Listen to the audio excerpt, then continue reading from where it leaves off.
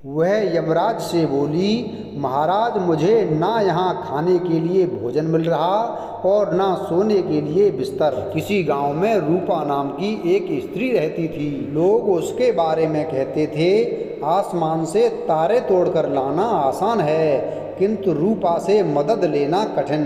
कोई भूखा उसके घर आता तो वह उसे डांटकर भगा देती। एक दिन वह गांव की अन्य स्त्रियों के साथ लकड़ी लेने जंगल गई। उसके साथ गई रेजा के कंडे की डोरी अचानक टूट गई। रूपा अपने साथ बबले, एक प्रकार का घास से बनी एक डोरी भी लेकर गई थी। रेजा ने रूपा से वह डोरी मांगी। रूपा उसे डोरी देने को तैयार नहीं हुई। उसने रूपा से कहा, बहन इस समय मुझे बबले की डोरी दे दो। कभी तुझ पर भी संकट आएगा तो मैं भी तेरी सहायता करूंगी। रूपा रेजा की बातों में आ गई। उसने न चाहते हुए भी वह डोरी रेजा को दे दी। यह उसके जीवन का पहला पुण्य कार्य था। समय बीतता गया। एक दिन रूपा अचानक बीमार पड़ गई। वह बेहोश हो गई। उसका सूक्ष्म शरीर यमलोक चला गया।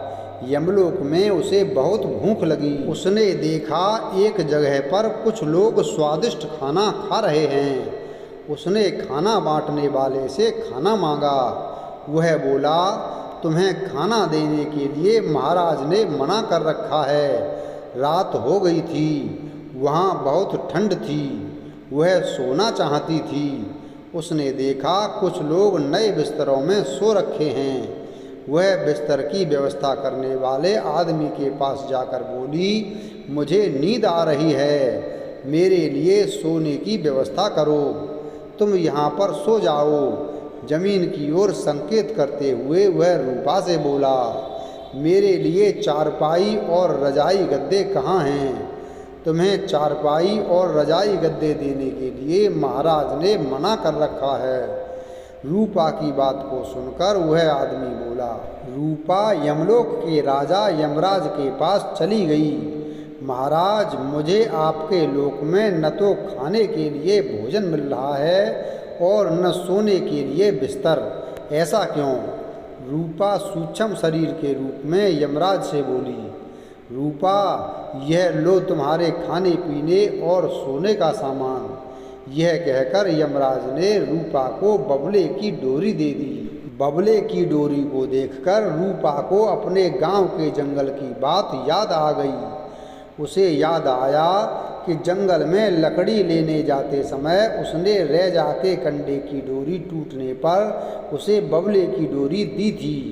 रूपा कहाँ खो गई हो? यमराज की बात को सुनकर रूपा अपनी यादों से बाहर आ गई। महाराज बबले की डोरी, खाने पीने और सोने का सामान।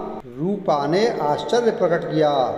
रूपा यमलोक में आए शरीरों को जो कुछ भी मिलता है वह धरती में उनके द्वारा किए कर्मों के अनुसार मिलता है। महाराज कैसे? तुमने देखा कुछ शरीर यहाँ स्वादिष्ट खाना खा रहे हैं। यह खाना उनको इसलिए मिला कि उन्होंने धरती में गरीब और भूखे लोगों को खाना खिलाया था। महाराज इसका मतलब जिनको सोने के लिए यहाँ अच्छे बिस्तर और पलंग मिल रहे हैं उन्होंने धरती में गरीबों को कपड़े और बिस्तर दान किए होंगे। यमराज की बात को सुनकर रूपा ने कहा, तुम ठीक समझी हो। याद करो तुमने अपने जीवन में एक ही काम नेक किया था। तुमने जंगल में बबले की डोरी देकर रेजा की सहायता की थी। यमलोक में तुम्हारे खाने, सोने और पहनने में यही डोरी काम आएगी। यमराज की बात को सुनकर रूपा एक स्थान पर सोने लगी। उसने यमराज की दी हुई बबले की डोरी को बिछाया। वह भूख और प्यास से तड़पने लगी। रात को भयंकर ठंड पड़ी। वह ठंड से थरथर कांपने लगी। सुबह हुई। वह यमराज के पास जाकर रोकर बोली, महाराज मैं जब से यहाँ आई हूँ मैंने न कुछ खाया, मैं रात को भी सो नहीं पाई। मैं पछता रही हूँ कि मैंने सत्कर्म न करके अपना जीवन बर्बाद कर लिया है। मुझे एक बार सुधरने का अवसर दीजिए। सुधरने का अवसर? क्या मतलब है तुम्हारा? महाराज, मुझे एक बार धरती में फिर से भेज दो। यमराज की बात को सुनकर रूपा ने कहा। यमराज को रूपा पर दया आ गई। उसने उसके सूक्ष्म शरीर को धरती में वापस भेज दिया। जैसे ही रूपा का सूक्ष्म शरीर धरती में उसके शरीर में गया, उसके शरीर में हलचल सी होने लगी। लोग रूपा की अर्थी तैयार कर ही रहे थे, तभी गांव के एक आदमी की नज़र उसके शरीर पर पड़ी। वह बोला, आश्चर्य है, कुछ देर पहले इसकी धड़कन बंद हो गई थी, अब शरीर में हलचल। रूपा कुछ देर के बाद उठकर खड़ी हो गई। अब वह बदल गई थी। उसने गरीब और भूखे लोगों को खाना खिलाना शुरू कर दिया। वह लोगों की सहायता करने लगी। उसके व्यवहार में आए परिवर्तन से लोग आश्चर्यचकित थे।